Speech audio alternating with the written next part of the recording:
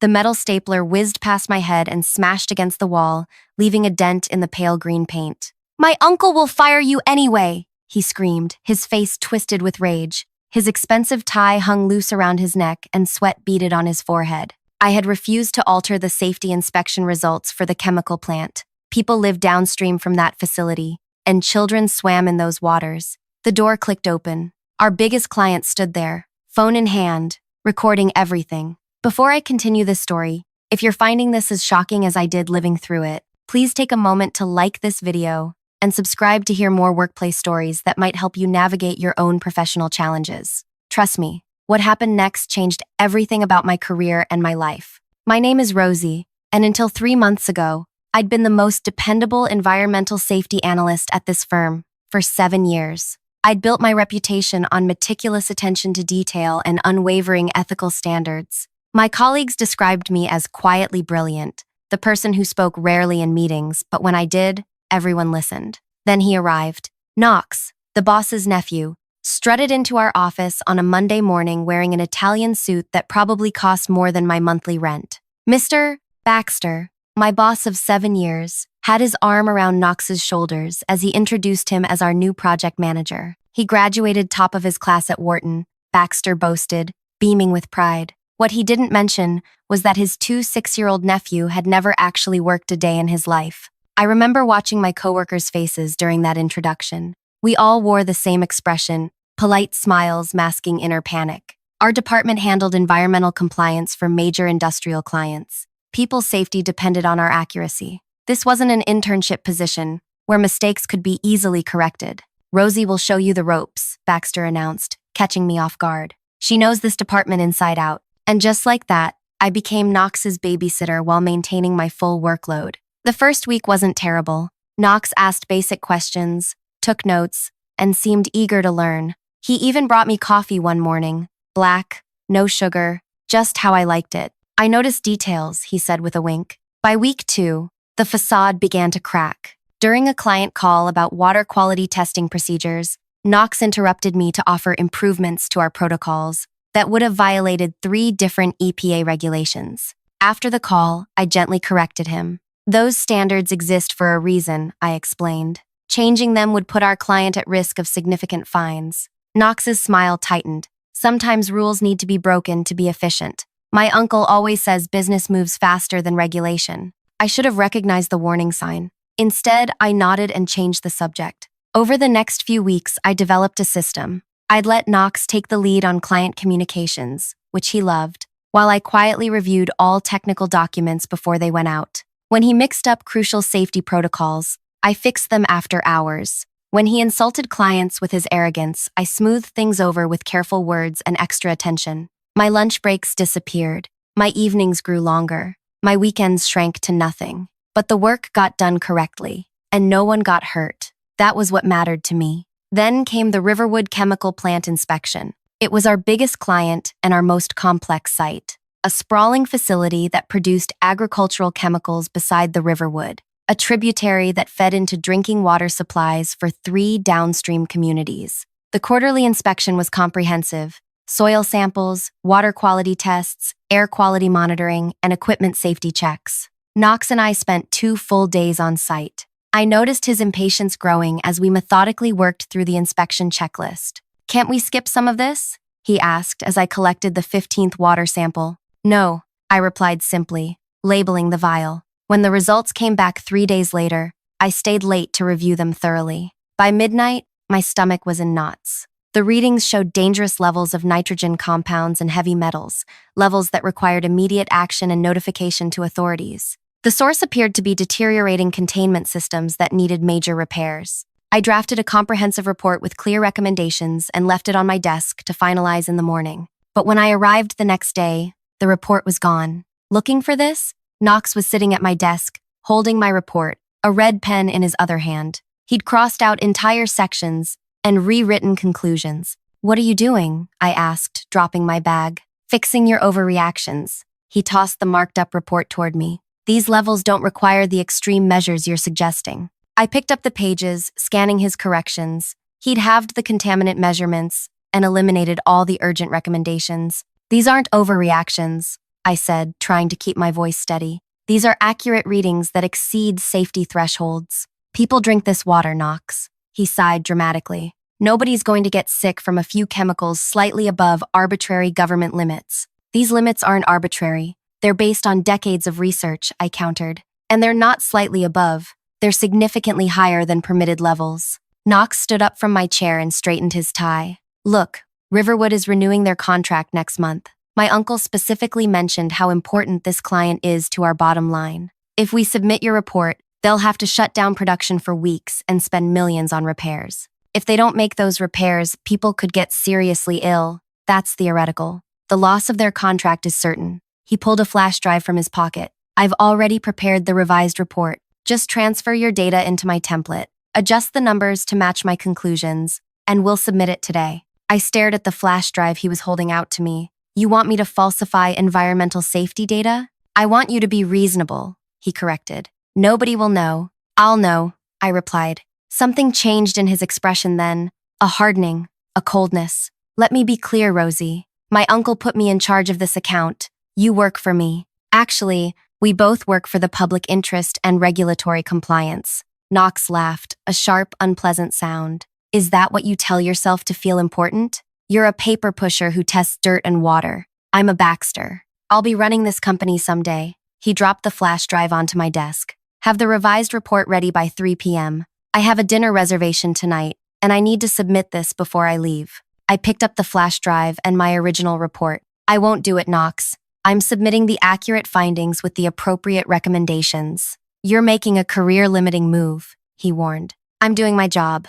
I turned to walk away when Knox grabbed my arm, his fingers digging in hard enough to leave marks. Listen to me, you stubborn. I yanked my arm free. Don't touch me. Then don't walk away when I'm talking to you. His voice rose, drawing attention from colleagues in the open office. You think you're irreplaceable? You're nothing here. My uncle will back me over you any day. This isn't about me or you, I said, keeping my voice low. It's about doing what's right. Right? He scoffed. You know what's right? Loyalty, team playing, not making problems where there aren't any. I held up the original report. These problems exist whether we report them or not. The only difference is whether we're complicit in hiding them. That's when something in Knox snapped. His face flushed dark red, and he lunged for the report in my hand. I stepped back, clutching the papers to my chest. Give me that report, he shouted. No. Knox's eyes darted around his desk until they landed on the stapler. In one swift movement, he grabbed it and hurled it directly at my head. I ducked just in time. The stapler missed me by inches, hitting the wall with a loud crack. My uncle will fire you anyway, Knox screamed, his entire body shaking with rage. The sudden silence that followed was broken by the sound of the door clicking open. There stood Paul, the environmental compliance director from Riverwood Chemical, a look of shock frozen on his face and his phone raised, recording everything. Time seemed to stop. No one spoke. No one moved. Then Paul slowly lowered his phone and said, I came for our 1 o'clock meeting, but it seems I'm interrupting something. Knox's face drained of color. Paul, this isn't… Mr. Paul, I interrupted, straightening up. I was just about to call you about some concerning findings in our latest inspection. Paul's eyes moved from Knox to me, to the stapler on the floor, and back to Knox. I believe I need to speak with Mr. Baxter immediately. What happened over the next 24 hours was a blur of closed-door meetings, hushed conversations, and mounting anxiety. Knox disappeared into his uncle's office for hours. When he emerged, he wouldn't look at anyone. Mr. Baxter called me in next. Rosie, he began, his expression grave. Knox has explained the misunderstanding between you two. Misunderstanding? I repeated. He says you became agitated when he suggested some revisions to your report methodology, that you misinterpreted his feedback as asking you to change data. I couldn't believe what I was hearing. Sir, he explicitly asked me to falsify readings that showed dangerous contamination levels. When I refused, he threw a stapler at my head. Mr. Paul witnessed it. Baxter's expression hardened. Paul saw the end of a heated exchange. He didn't see the lead-up. Have you reviewed my original report and Knox's revisions? The differences are blatant. I've reviewed both approaches, and while yours is more conservative, Knox's interpretation falls within acceptable parameters for preliminary findings, pending further testing. My mouth dropped open. Further testing would delay addressing a serious contamination issue by weeks. People are drinking that water now. Baxter leaned forward, lowering his voice. Rosie, you've been a valuable employee for years. I respect your dedication, but Knox represents the future leadership of this company, and you've put me in a difficult position. I put you in a difficult position? I couldn't keep the incredulity from my voice. I'm placing you on administrative leave while we conduct an internal review, he continued as if I hadn't spoken. 2 weeks. Paid. When you return, I expect this matter to be behind us. And the Riverwood report? We'll handle it appropriately. I stood up, knees shaking. Will you submit accurate findings? Baxter smiled tightly. We'll submit findings that balance our scientific obligations with client needs. That's what we've always done. But it wasn't what we'd always done. Not until Knox arrived. As I packed my things under the watchful eye of HR, Knox appeared in the doorway of my cubicle. Temporary setback, I heard Baxter whisper to him, patting his shoulder. We'll get past this. Knox shot me a triumphant look, and in that moment, I knew exactly what I had to do. The 2 weeks of administrative leave stretched before me like a prison sentence. I'd spent 7 years building my reputation at that firm. My entire professional identity was wrapped up in my work. Without it, who was I? For the first 3 days, I barely left my apartment. I oscillated between rage and disbelief, replaying the stapler incident and Baxter's betrayal over and over in my mind. Sleep evaded me. Food lost its taste. The walls of my small apartment seemed to close in. On the 4th morning, I woke to a text message from Nia, our lab technician, and the closest thing I had to a friend at work. They're going with Knox's report. Thought you should know. I sat up in bed, my heart racing. This wasn't just about my career anymore. Real people would be affected by this decision. With shaking hands, I reached for my laptop and pulled up maps of the communities downstream from the Riverwood plant. 3 towns relied on water from that tributary: Millbrook, Easton Heights, and Pine Creek. Combined population, roughly 17,000 people. What had been an abstract ethical principle suddenly became concrete. These weren't just data points on a graph. They were families, schools, nursing homes. I got dressed, grabbed my car keys, and headed to Millbrook, the closest of the 3 towns. It was a 40-minute drive through rolling countryside that gradually gave way to modest homes with above-ground pools and bicycles in the yards. The local diner seemed like the best place to start. I ordered coffee and struck up a conversation with Vivian, the middle-aged waitress, whose name tag was pinned slightly crooked on her uniform. Just passing through? She asked, refilling my cup without being asked. Actually, I'm interested in the water quality around here, I said. I worked in environmental testing. Vivian's friendly smile faltered. You're not the first to ask about that lately. What do you mean? She glanced around before leaning closer. My grandson gets these rashes. Doctor can't figure it out. 3 other kids in his class have the same thing. She pulled out her phone and showed me a photo of a small boy with angry red patches on his arms and legs. My coffee turned bitter in my mouth. How long has this been happening? About 6 months. Getting worse lately. My daughter has to put this special cream on him every night, but it just comes back. Over the next few hours, Vivian introduced me to other locals. A retired teacher mentioned a metallic taste in the tap water. A postal worker described how his white work shirts were developing strange yellow stains when washed. I spent the rest of my first week visiting all 3 downstream communities, collecting stories and documenting what I saw. I took photographs of rashes, stained clothing, and even the strange film that formed on top of standing water in bird baths and pet bowls. Each night, I returned home to research. I found medical studies linking the contaminants I'd identified at Riverwood to precisely these symptoms. I built a presentation mapping illness clusters against water test results. I created a timeline showing how the symptoms emerged shortly after Riverwood had upgraded their production capacity last year. The more I learned, the more my shame grew. Our firm had been conducting quarterly inspections throughout this period. Had we missed the warning signs earlier? Or had previous reports been adjusted before I was assigned to this client? On day 10 of my leave, I received an unexpected call from Paul, the Riverwood compliance director who had witnessed the stapler incident. Miss Adler, this is Paul. My heart leaped to my throat. Mr. Paul, please, let me speak first, he interrupted. I want you to know that Riverwood received the inspection report from your firm yesterday. My stomach sank, and the findings indicated minor areas for improvement, but overall compliance with regulatory standards. Exactly as Knox had wanted. I closed my eyes, fighting back tears of frustration. Miss Adler, are you still there? Yes, I managed. I've worked in environmental compliance for 22 years, Paul continued. I know when a report has been sanitized. What I saw that day in your office, I'm guessing it had to do with the actual findings. I can't discuss. You don't have to, he said, but I need to ask you something.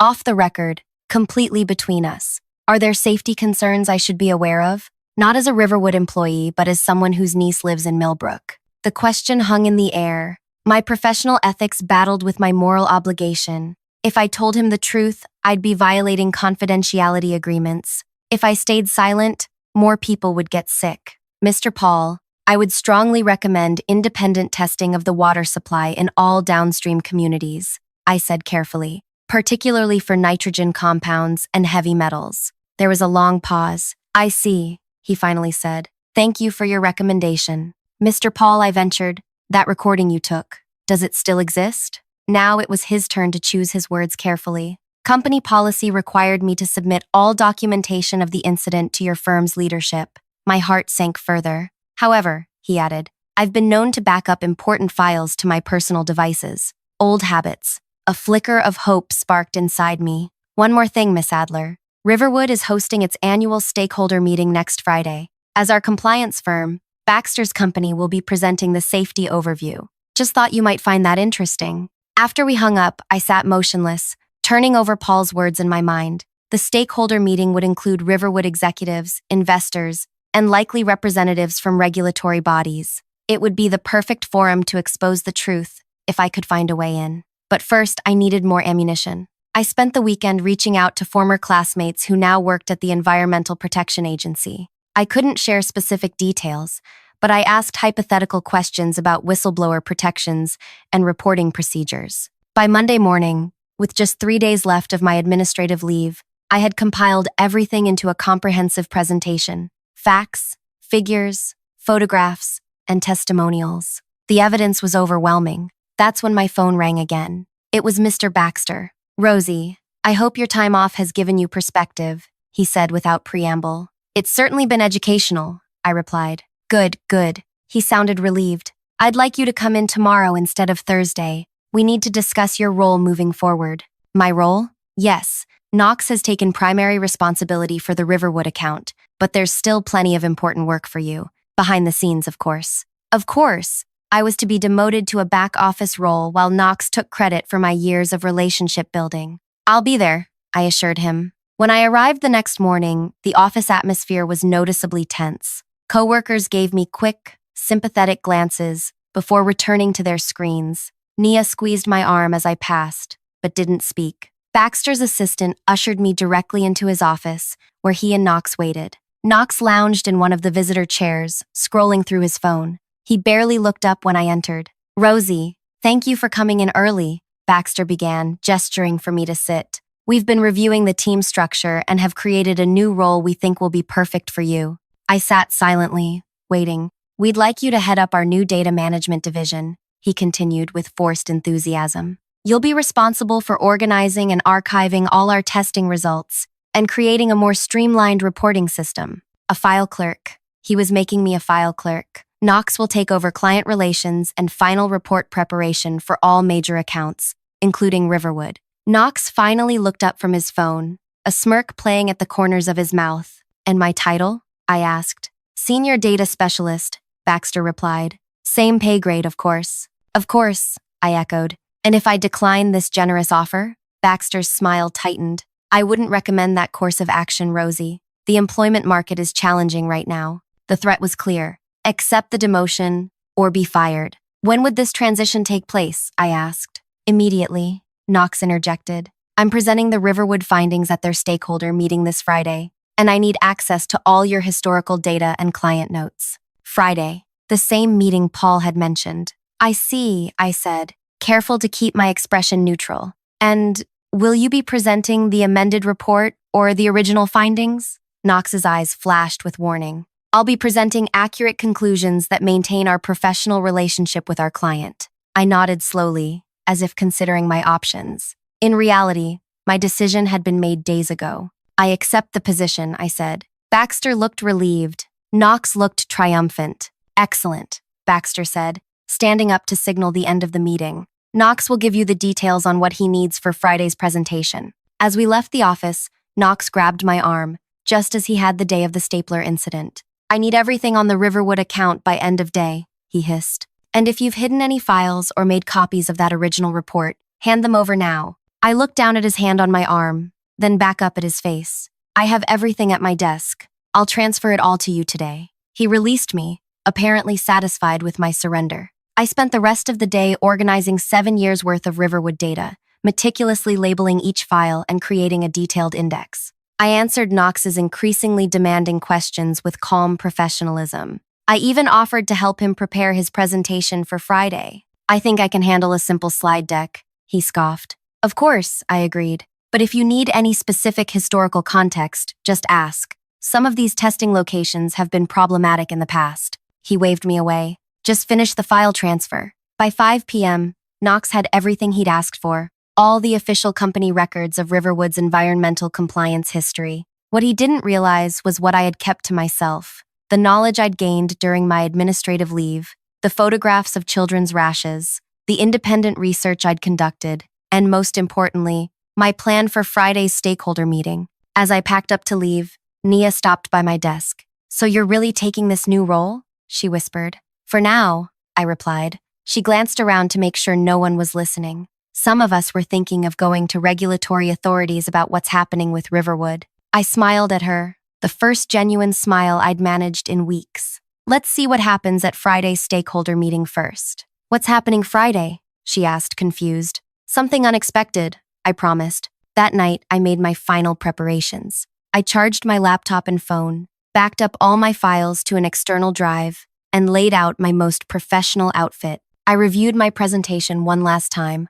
checking every fact, every figure, every photograph. Then I sent a series of carefully worded emails, the most important being to Paul. Regarding Friday's stakeholder meeting, I wrote, I believe you'll find the presentation most informative. It might be worthwhile to invite community representatives from Millbrook, Easton Heights, and Pine Creek. Just a suggestion. His reply came minutes later. Consider it done. I slept soundly that night for the first time in weeks. The next 2 days passed in a blur of mundane tasks as I settled into my new role. Knox avoided me entirely, busy rehearsing his presentation and basking in Baxter's approval. Neither of them asked why I was so accepting of my demotion. Neither noticed when I requested access to the audiovisual equipment for the conference room to ensure compatibility with our presentation files. By Friday morning, everything was in place. The only variable I couldn't control was my own nerve. As I drove to Riverwood's corporate headquarters, a voice in my head questioned my plan.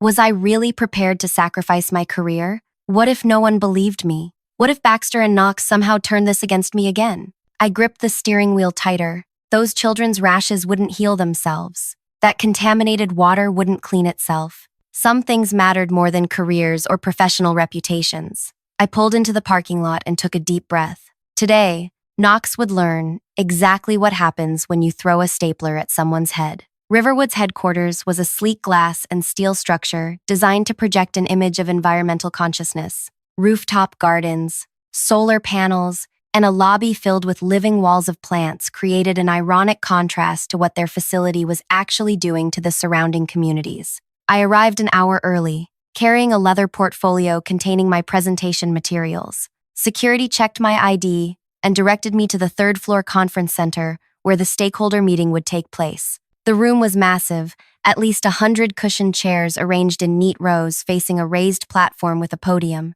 A massive screen dominated the wall behind it.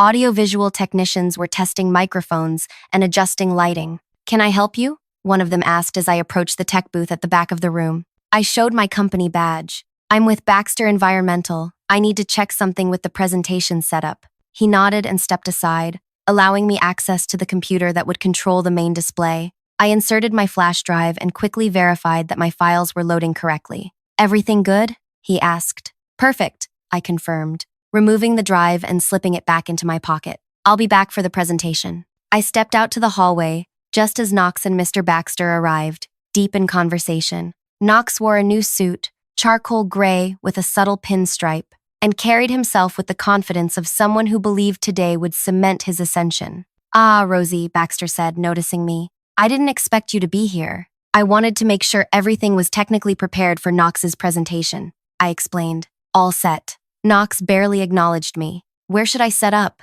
The tech booth in the back. They're ready for you. As they brushed past me, Baxter leaned in. This is a big day for the firm. I'm glad you're being a team player about all this. I forced a smile. Just doing my part. Over the next half hour, the room began to fill. Riverwood executives in expensive suits claimed the front rows. Behind them sat board members, investors, and regulatory officials. I recognized 2 EPA representatives I'd seen at industry conferences. I was scanning the crowd for Paul when he appeared at my side. Miss Adler, he greeted me formally, extending his hand. Thank you for your suggestion about community attendees. They're just arriving now. I turned to see a group of people being ushered in through the side entrance. Ordinary citizens in casual clothes who looked distinctly out of place among the corporate crowd. Vivian from the diner was there, along with several parents whose children I'd photographed with rashes. A cluster of elderly residents from Pine Creek followed, including the retired teacher who'd complained about metallic-tasting water.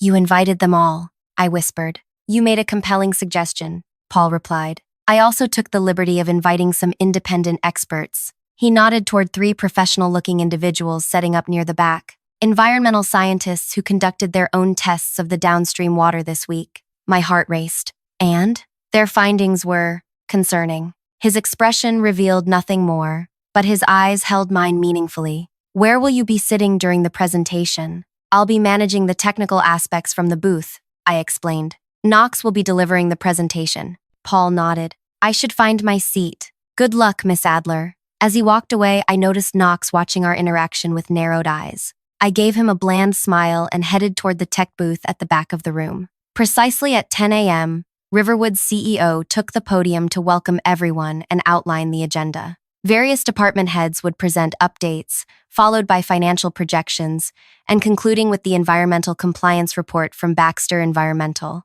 I settled into the tech booth, positioning myself beside the main control computer. Knox hovered nearby, reviewing his notes and occasionally shooting me suspicious glances. Remember, he muttered as the first presenter took the stage, stick to advancing the slides when I signal, nothing else. Of course, I replied. The morning crawled by through tedious presentations on production metrics and market share analysis. I noticed the community members growing restless, checking watches and whispering among themselves. They'd come for one thing only, and it wasn't quarterly earnings reports. Finally, after nearly 3 hours, the CEO returned to the podium. Our final presentation today addresses environmental compliance and safety measures, a top priority for Riverwood Chemical. I'm pleased to introduce Knox Baxter, project manager from Baxter Environmental, who will share the findings from their recent comprehensive inspection. Applause rippled through the room as Knox approached the podium, adjusting his tie with a confident tug. Mr. Baxter, seated in the front row, beamed with pride. Good afternoon, Knox began. It's my privilege to report that Riverwood Chemical continues to maintain exemplary environmental standards that not only meet but exceed regulatory requirements. I loaded his presentation file and advanced to the first slide, a colorful chart showing emissions levels all safely below the acceptable thresholds. The manipulated data looked convincing on the massive screen. As you can see, Knox continued, gesturing toward the display. Our quarterly inspections consistently show all contaminant levels within safe parameters. In fact, we've seen improvement in several key areas. He nodded at me, and I advanced to the next slide, another falsified chart. Riverwood's commitment to environmental stewardship is evident in these results. Water quality tests from the facility's outflow points demonstrate compliance with all applicable standards. From the corner of my eye, I could see the community members shifting uncomfortably. One mother pulled out her phone and showed the screen to her neighbor, likely displaying photos of her child's rashes. Knox was hitting his stride now, his voice growing more confident with each slide. Our comprehensive testing protocols are the gold standard in the industry. We collect samples from 17 strategic locations throughout the facility and surrounding areas. Another nod, another slide advance. The bottom line is simple. Riverwood Chemical poses no environmental risk to surrounding communities or ecosystems. The data speaks for itself. That was my cue. Actually, I said, standing up from the tech booth, I'd like to address that claim. The room fell silent. Knox froze at the podium, his mouth half open. Who is that? the Riverwood CEO asked. Paul stood. That's Rosie Adler, Senior Environmental Analyst from Baxter Environmental, the person who actually conducted the tests Knox is presenting. All eyes turned to me as I walked calmly to the central aisle. Miss Adler, the CEO said cautiously, is there something you'd like to add to your colleague's presentation? There's something I'd like to correct, I replied, my voice steady despite my racing heart. Knox's face flushed deep red. She's been placed on probation for performance issues. This is completely inappropriate. That's not true, I countered. I was placed on administrative leave after refusing to falsify data showing dangerous contamination levels at the Riverwood facility. I turned to the tech booth. May I? The technician looked to the CEO, who nodded hesitantly. I connected my flash drive to the computer and pulled up my presentation. The screen changed to show the original, unaltered test results. Stark red bars extending far beyond the safety thresholds. These are the actual findings from our inspection 3 weeks ago, I explained. Nitrogen compound levels at 327% above regulatory limits. Heavy metals at 215% above safety thresholds. These contaminants are flowing directly into the Riverwood tributary. Murmurs rippled through the audience. Knox stepped away from the podium, looking frantically toward Mr. Baxter, who had half risen from his seat. I continued. When I presented these findings to Knox Baxter, he demanded that I alter the data to show compliance. When I refused, he threw a stapler at my head, an incident witnessed and recorded by Mr. Paul. Paul stood again. I can confirm this account. I have the video. This is slander, Knox shouted, but his voice cracked. During my administrative leave, I visited the communities downstream from this facility. I continued, advancing to the next slide. Photographs of children's rashes filled the screen. I found dozens of cases of unexplained skin conditions. The next slide showed maps correlating illness clusters with water flow from the facility. I invited independent experts to test the water this week, I said, gesturing to the scientists at the back. Their findings match my original results. One of the scientists stood. We can confirm dangerously elevated levels of industrial contaminants in all downstream testing locations. And I invited residents from affected communities to share their experiences. I added, turning to where Vivian and the others sat. Vivian stood, pulling out her phone. This is my grandson, she said, showing the screen. His rash started 6 months ago. 3 doctors can't figure it out. One by one, community members stood to share their stories, all matching the symptoms associated with exposure to the chemicals I'd identified. Knox had retreated to the wall, his face ashen. Mr. Baxter sat rigid, staring straight ahead. The Riverwood CEO approached the podium, visibly shaken. These allegations are extremely serious. We'll need to investigate. They aren't allegations, I interrupted, placing my original test results, community interviews, and independent confirmation on the podium. They're facts. Facts that Baxter Environmental attempted to conceal. I turned to face the crowd directly. I'm providing copies of all documentation to the EPA representatives present today. I've also prepared a remediation plan that could address the contamination issues while minimizing disruption to Riverwood's operations. The CEO studied me for a long moment. You've prepared a remediation plan? Yes, I confirmed. I've spent 7 years helping companies navigate environmental challenges. I don't want to destroy Riverwood. I want to fix the problem before more people get sick. The meeting dissolved into chaos after that. The EPA representatives immediately requested private rooms to begin taking statements. Investors huddled in corners, phones pressed to their ears. Riverwood executives surrounded the CEO, speaking in urgent whispers. Knox had disappeared.